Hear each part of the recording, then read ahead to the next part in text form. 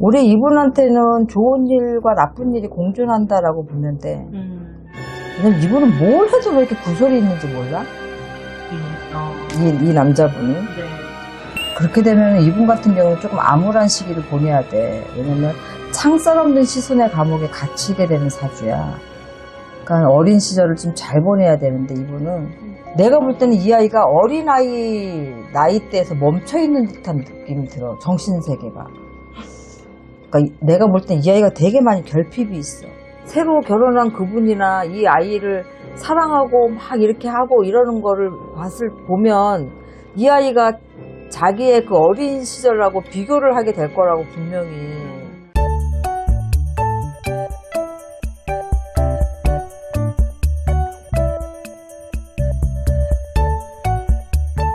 선생님 안녕하세요. 네, 안녕하세요. 오늘도 궁합입니다. 일단은 사주를 드릴게요.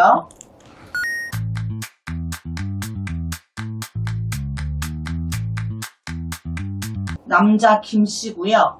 김. 그리고 여자분은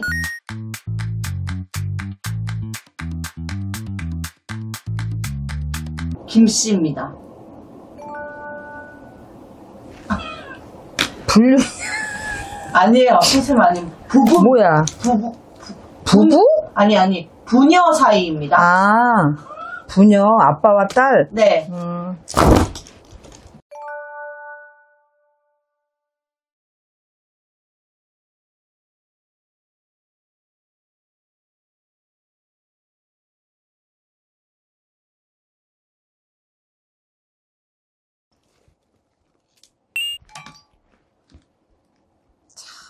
바람에 부대끼는 갈대 같다, 이 남자분. 주관이 그렇게 똑 부러지는 성격도 사실은 아니시고, 어떻게 보면 온화한 것 같지만 또 날카로움도 동시에 가지고 계신 분이긴 한데, 이분은 일찍 이성의 눈을 뜨시는 분이야. 그러니까 자칫 잘못하면 일찍 결혼하면 실패수가 있다라는 거지. 네. 여자로 따지면 일부종사 못하는 사주니까. 그렇게 되면 이분 같은 경우는 조금 암울한 시기를 보내야 돼. 왜냐면 창살 없는 시선의 감옥에 갇히게 되는 사주야. 그러니까 어린 시절을 좀 잘 보내야 되는데 이분은 왜냐면 한 번 실수로 크게 넘어지는 그런 액을 가지고 계시거든, 이분이. 그래도 이분은 이제 중년으로 들어서면서 40대로 들어서면서 이분은 괜찮아. 그러니까 서서히 이제 일어나시면서 말년으로 가면서 좋아지는 우리가 선빈 후 부의 사주다 이렇게 보면 돼. 그것도 좋은 거 아닌가요? 아, 좋지. 근데 이제 나한테 이런 걸 물어볼 때는 분명히 이분들이 일반인은 아니라고 보여지는 거잖아. 그쵸. 일반인이 아닌데 이분이 이런 삶을 산다면 초년이 너무 힘들고 괴롭다는 거지. 뭐 선빈 후부의 뭐 사주니까 나쁜 건 아니야. 고생 끝에 낙이 오는 사주니까 나쁘진 않지. 네. 올해 이분한테는 좋은 일과 나쁜 일이 공존한다라고 보면 돼. 왜냐면 이분은 뭘 해도 왜 이렇게 구설이 있는지 몰라? 이 남자분은. 네. 우리 요 딸내미라고 그러잖아. 네네. 근데 이 딸내미는 인정받는 거에 대한 욕구가 굉장히 강해. 그래서 목표가 없으면 삶을 조금 이어나가거나 이렇게 하기가 좀 쉽지 않고 엇나갈 수도 있는 그런 성향이라고 보면 돼. 개인적으로 요 친구 같은 경우는 굉장히 따뜻하고 자상한 성격을 가지고는 있는데 내색은 안 하지만 어떻게 보면 질투, 오기 이런 것들도 굉장히 내적으로 많아. 어떻게 보면 결핍이 좀 많다고 봐야 돼. 내가 볼 때는. 자존심의 아이콘이라고 할 정도로 속마음을 다 있는 대로 표현을 하진 않지만 내가 볼 땐 굉장히 결핍이 많은 아이다라고 느껴지고 요 아이 사주를 보면은 부모군에서 크는 것보다 할아버지 할머니소에서 크는 사주거든. 오, 맞습니다. 이 사주가. 네. 그래서 굉장히 어른스럽다고 생각할 수도 있어. 어른들 밑에서 컸으니까. 그런데 내가 볼 땐 그렇게 안 보여. 내가 볼 때는 이 아이가 어린아이 나이대에서 멈춰있는 듯한 느낌이 들어. 정신세계가. 그러니까 내가 볼 땐 이 아이가 되게 많이 결핍이 있어. 이 아이도 올해 이제 나가는 삼재라서 이 아이한테도 많은 변화 변동이 있는 해거든. 올해는 얘한테도 이 궁합을 부부가 아니라 이제 부녀의 궁합을 본다 그러면 왜 웃으세요? 아니 홍길동도 아니고 네. 뭐 아버지를 아버지라 부르지 못하고 뭐 갑자기 그런 느낌이 들어. 이 아이 같은 경우 공인을 아빠로 둔다면 뭐 어떤 건지 잘 모르겠지만 안 겪어도 돼야 될 일을 이 아이는 겪었다고 보고 나는 마음이 되게 짠하다 이 여자애한테 네. 요 애기한테. 이게 지금 저는 이게 조금 부녀의 궁합을 드린 거니까 특이한 거잖아요.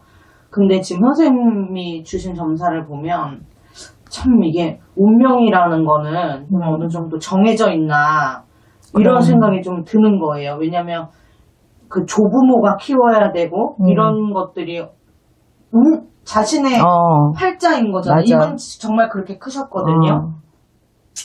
그리고 좀 어쨌든 간에 이제 누군지 말씀을 드리고 더 말씀드리는 게 나을 것 같은데 남자분은 김승현 씨예요. 나 알아 이분. 네, 그리고 따님도 아시죠? 알아. 예전에 텔레비에 이분 가족들이 다 나왔었잖아. 네네네네. 아버지, 엄마까지 다. 네. 정말 그 할머니, 할아버지가 키우셨잖아요, 따님을. 근데 이제 이 두 분이, 김승현 씨는 결혼을 하셨어요. 언제? 재혼을 하셨어요. 어떤 분이랑. 무슨 소리 소문도 없이. 하셨고, 올해 9월 달에는 아이가 태어난다고 해요. 이분한테 올해 좋은 일과 나쁜 일이 같이 있다고 나온 게 그거구나. 그리고 이 딸한테는 동생이 생기는 거죠. 어떡해. 좋은 일이긴 한데 이 아이가 잘 받아들일 수 있을까? 사실 두 분이 부녀가 오은영 씨와 이제 상담을 하시는 게 방송에 나온 거예요. 그러면서 제가 이제 방송 보고 이렇게 궁합을 한번 봤으면 좋겠다 해서 컨텐츠를 만든 건데 마음이 좀 짠하더라고요. 나는 김승현 씨? 네. 김승현 씨 딸이랑 그 가족들 전부 나오는 그 프로그램을 예전에 오래됐지. 네. 그거 나올 때 봤거든. 내가 거기서 봤던 그 딸하고 오늘 사주를 놓고 보니까 더 안쓰럽네. 그때 느끼지 못했던 거를 사주를 보니까 어떻게 하지 얘를? 이분이 좀 그렇더라고요. 마음이 좀 아프죠. 이분 나름대로는 당연히 행복하시겠지만 지금 이 아이가 봤을 때 뭐 동생하고 나이 차이가 많으니까 당연히 이뻐하는 건 이뻐하는 거지만 아빠나 새로 결혼한 그분이나 이 아이를 사랑하고 막 이렇게 하고 이러는 거를 보면 이 아이가 자기의 그 어린 시절하고 비교를 하게 될 거라고 분명히. 그리고 내가 아까도 느꼈지만 왜 이렇게 어린아이에서 머물러 있는 것 같지? 그러니까 그게 이 아이한테는 결핍이거든. 이걸 이 김승현 씨가 되게 잘 보듬어주면서 잘 가야 되겠다. 그 새로 결혼하신 분도 되게 신경 많이 쓰셔야 되겠네. 네. 어려운 관계인 것 같아요. 그래서 한번 여쭤봤습니다. 잘 이렇게 했으면 좋겠고 우리 아이가 마음을 조금 넓게 가졌으면 좋겠다. 그러려면 어른들이 잘 그 마음을 어루만져 줘야 돼. 네. 자식이라도 아빠가 사과할 건 사과하고 그동안에 못했던 부분은 또 인정하고 부모 자식 간에도 미안한 게 있으면 미안하다고 얘기를 해야 돼. 네. 맞습니다. 네. 알겠습니다, 선생님. 감사합니다. 네, 수고하셨습니다.